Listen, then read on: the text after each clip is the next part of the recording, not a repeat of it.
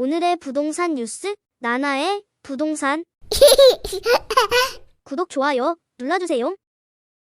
안녕하세요. 나나부동산의 나나입니다. 오늘도 수민님과 함께 뉴스 전해드리도록 하겠습니다. 안녕하세요. 나나부동산 서포터즈 수민입니다. 나나님 오랜만이에요. 그러면 나나님 오늘은 어떤 부동산 뉴스의 통계를 분석해 주실 건가요? 네, 오늘은 조금 무거운 뉴스를 전해드려야겠네요. 바로 우리나라의 전세 사기와 관련된 통계를 분석해 드리도록 하겠습니다. 먼저 화면을 보여드리면서 설명드리도록 하겠습니다. 오늘은 제가 한국부동산원의 부동산테크 임대차 사이렌에서 전세보증 사기와 관련한 자료를 가지고 통계를 분석했습니다. 기간은 2022년 8월부터 2023년 5월까지의 자료를 가지고 했습니다. 지금 여러분들이 보고 계시는 화면은 작년 8월부터 올해 5월까지 10달간 대한민국의 전세 관련 보증사고 발생 건수의 통계 자료입니다. 이 자료에 따르면 전세 사기로 인한 보증사고 건수는 총 9,618건이었으며 피해 금액은 2조 1,500억 원 가량입니다. 와, 정말 엄청난 금액인데요.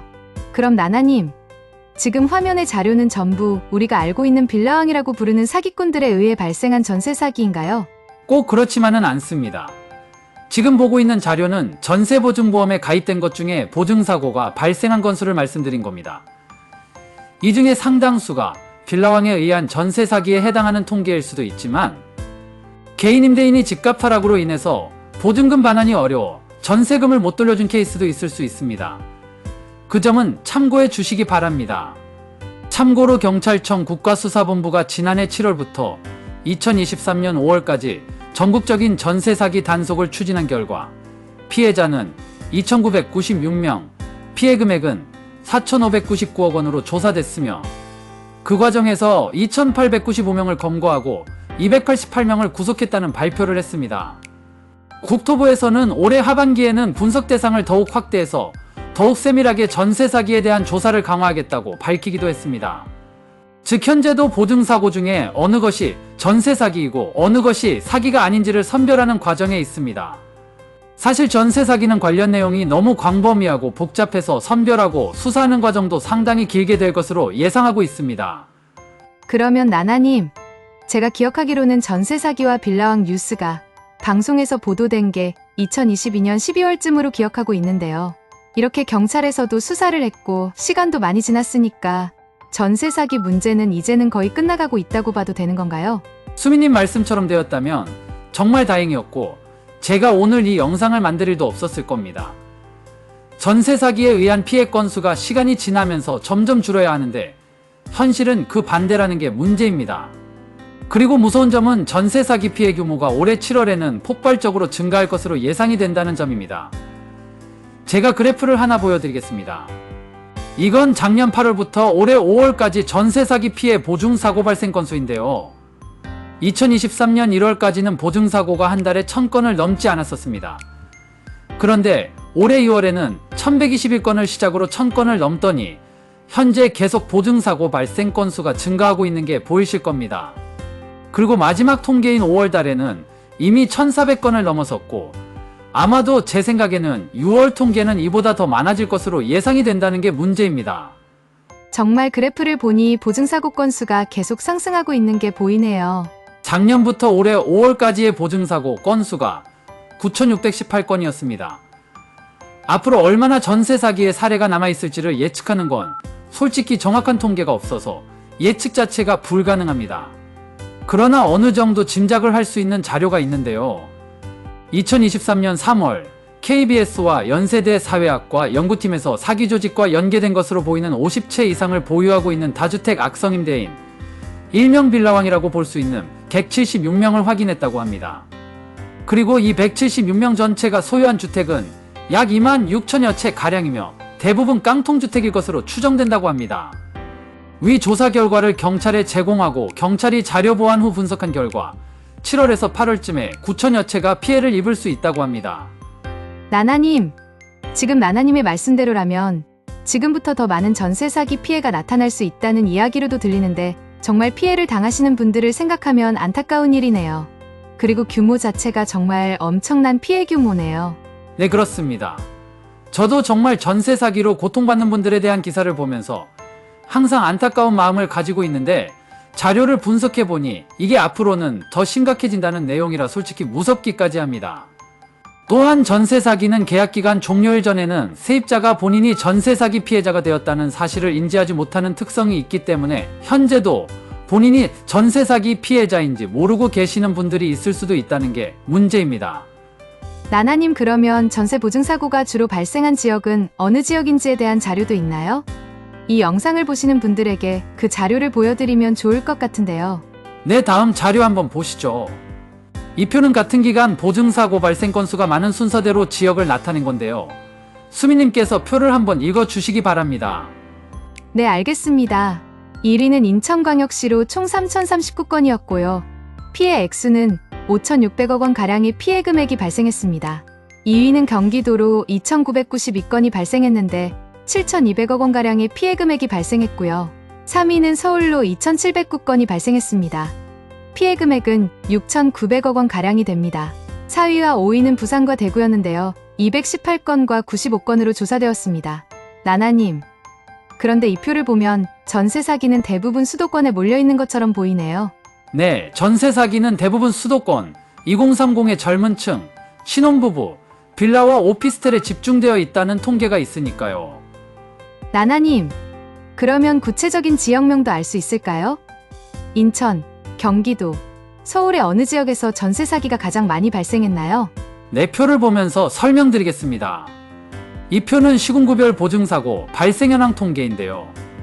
인천의 발생 건수를 살펴보면 부평구, 미추홀구, 서구 순으로 골고루 분포되어 있는 반면 경기도의 경우를 보시면 부천시가 897건으로 경기도의 거의 대부분의 전세 사기는 부천시에 집중되어 있다고 보시면 될 것 같습니다. 서울의 경우도 보시면 강서구가 819건으로 압도적으로 강서구에서 많이 발생하고 있는 게 보이실 겁니다. 강서구의 경우는 화곡동의 전세 사기가 뉴스에 집중 보도되어 많이 알려져 있는 지역입니다. KBS와 연세대학교 사회과학연구팀에서 조사한 자료에 의하면 빌라왕들이 사들인 주택은 서울 강서구 화곡동이 3,400여 채로 가장 많았고 인천 부평동과 주안동, 숭이동, 서울 양천구, 신월동 순이었는데요. 올해 7월에서 8월쯤에는 지금까지 알려졌던 인천, 화곡, 강서 지역이 아닌 구로, 양천, 금천, 관악, 영등포가 순서대로 1,400여 채에서 400여 채 사이로 전체 피해 금액 약 9천억 원의 피해가 예상된다고 보고 있습니다. 나나님, 혹시 전세 사기가 많이 발생한 지역의 특징이 있나요? 왜 유독 특정 지역에만 전세 사기 발생이 모여있는지 궁금하네요.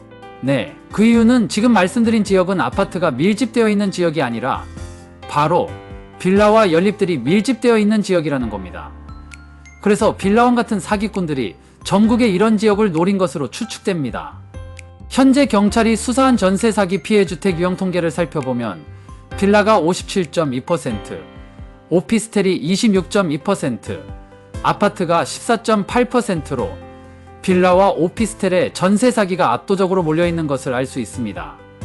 빌라와 연립은 매매 거래가 활발하지 않아 사회초년생들이 매매 가격을 잘 알 수가 없어서 전세 사기범들이 매매가보다 더 높은 금액의 전세 가격을 부를 수 있었고, 이 과정에서 일부 공인중개사가 가담한 상황 때문에 상당히 많은 젊은 층들이 전세 사기의 피해자가 된 상황입니다.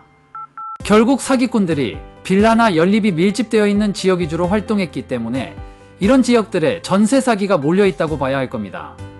그리고 서울의 강서구 화곡동의 경우도 김포국제공항 인근 지역이라 고도 제한이 걸려있는 지역이 많아서 높게 지을 수 있는 아파트가 적고 그 땅에서 올릴 수 있는 게 빌라밖에 없어서 사기꾼들이 이 지역을 노렸다는 분석이 있습니다.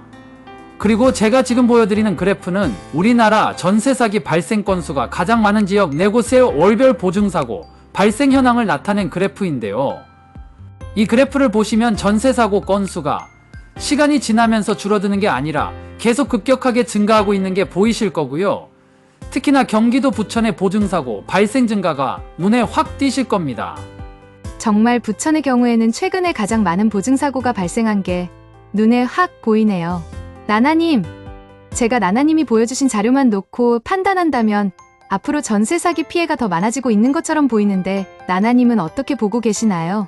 사실 전세 사기는 전국적으로 너무 광범위하고 범죄 수법도 교묘하고 수면 위로 올라오지 않은 것들도 너무 많은 상황이어서 정확한 통계를 잡기가 어려운 상황이라 저도 뭐라고 말씀드리기가 곤란합니다. 그러나 현재까지 알려진 내용만을 기반으로 말씀드린다면 2023년 하반기에 최대 규모의 전세 사기 피해가 있을 것으로 예상하고 있습니다. 전세 사기를 주도한 빌라왕들이 집중적으로 주택을 구매한 시기는 2021년이기 때문입니다. 따라서 올 하반기까지 전세 사기 피해 건수는 계속 늘어날 것으로 보고 있습니다. 제가 전세 사기와 관련해서 계속 안 좋은 내용만 전해드렸는데요. 그래도 다행인 것은 올해 전세 사기 특별법이 통과되어 2년간 한시적으로 시행 중에 있습니다. 피해자로 인정받는 기준이 조금 까다롭다는 의견이 있기는 하지만 그래도 전세 사기 피해자들에게 도움이 되는 내용이 어느 정도는 포함되어 있어서 그나마 다행이라고 생각됩니다. 다만 전세 사기 피해자들이 가장 원하는 보증금 반환 문제가 아직 해결되고 있지 않은 부분이 있어서 이런 내용을 현재도 국회 차원에서 계속 논의 중인 것으로 알고 있습니다. 오늘은 이렇게 전세 사기 관련 통계를 통해 지금까지의 발생 상황과 발생 지역, 그리고 앞으로 어떻게 전개될 것인지에 대한 내용까지 말씀드렸는데요. 이 영상을 보시는 분들에게 마지막으로 드리고 싶은 이야기가 있다면 자기의 전 재산이 들어가는 부동산 계약 문제는 항상 꼼꼼하게 판단하시고 누군가의 말을 믿기보다는 객관적인 자료에 근거해서 판단하실 것을 진심으로 조언드립니다. 물론 일부의 문제라고는 하지만 전세 사기와 관련해서는 일부 공인중개사가 범죄에 직접적으로 개입되어 있는 정황도 밝혀진 상황이라 사실 현재 전세 시장에서 누구를 믿기가 어려운 상황입니다. 따라서 항상 꼼꼼하게 상황을 체크할 필요가 있다는 점 꼭 명심하시기 바랍니다. 그럼 오늘의 내용을 이것으로 마치겠습니다. 이상 나나부동산의 나나였습니다. 저는 나나부동산 서포터즈 수민이었습니다. 그럼 안녕히 계세요.